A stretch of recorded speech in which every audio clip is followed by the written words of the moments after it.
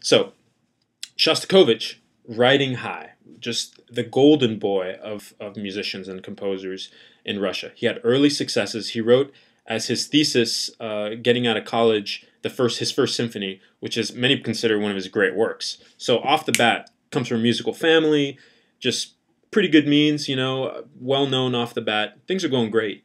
He wrote his second and third symphonies, which are much more formal and didn't rock the boat as much, but just, still brilliant music. He gets to his fourth symphony.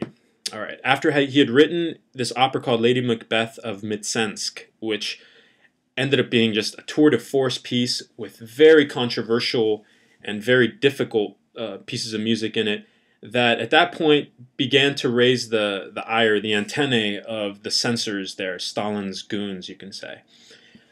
Well, right as Shostakovich is writing the third movement of his fourth symphony, something happens. All right. His opera, Lady Macbeth, is banned at that point. Pravda is the name of the publication that was meant to just knock poets and musicians and artists and all this, and in many ways was the predecessor to a lot of the disappearing that happened. So this was kind of like you're on watch, and then subsequently people were disappeared, like sent to Siberia. I mean, that's the reality, artists just for making what they do. So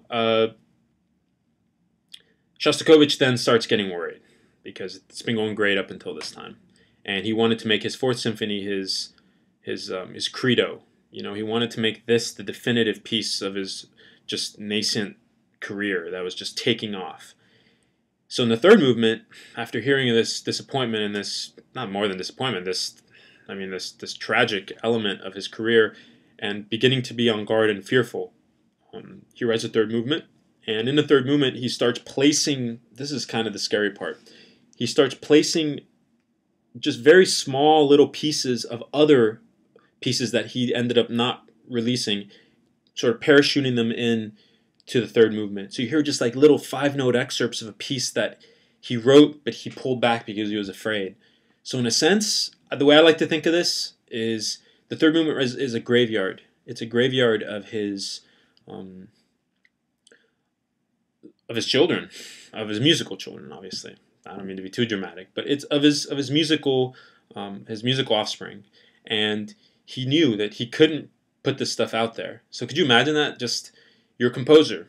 You're alive to write music or make paintings or whatever, write poems and just write or exist, right? And then you suddenly have this external force that's coming in and little by little picking off your friends, your fellow composers, your fellow artists, visual artists, and fellow poets. That's what's happening to Shostakovich around him.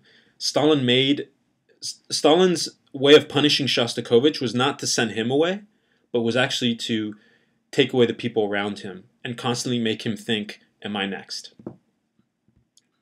Unbelievable. So you'll hear this frigidness in the last movement. You'll hear this, something's up, something's wrong. And you have these massive climaxes. There's an element of bittersweet to them. There's something just that's not quite right. Even the triumphant stuff, somehow soon, within the next minute or two, it just sort of melts into this,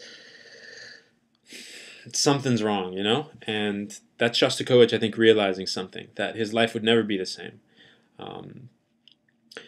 His aspirations, as I said, going into this piece was to be this grand-scaled piece. He wanted to model it after the composer Mahler, who, I don't know if many of you know who Mahler is, but you've heard of him maybe. He was this Austrian composer, late 19th, early 20th century. He wrote symphonies and was also conductor and was just phenomenal.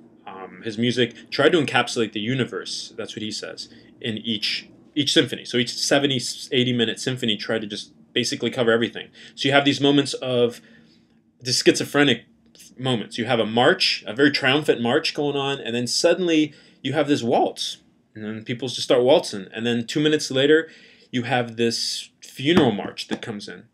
No real preparation for it, no transition points, just bam, bam, bam. Maybe how our crazy brains think. We have this moment like, oh, I'm hungry for this right now.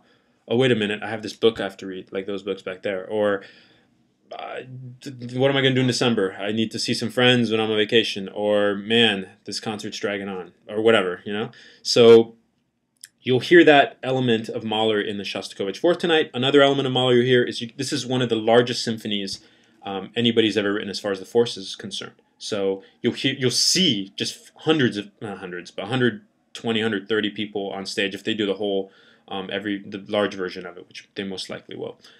Let's see, anything else? Talked about the climaxes, the graveyard element. Have a good time tonight.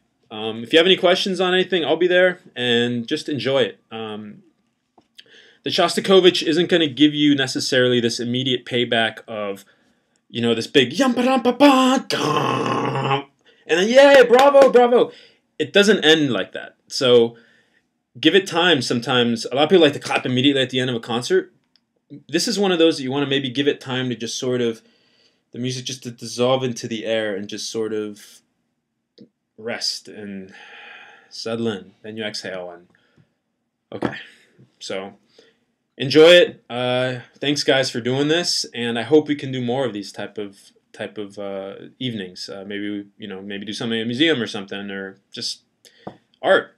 It's kind of the lingua franca, you know. And without, I think it's Beethoven said, without art there's no progress. So thanks.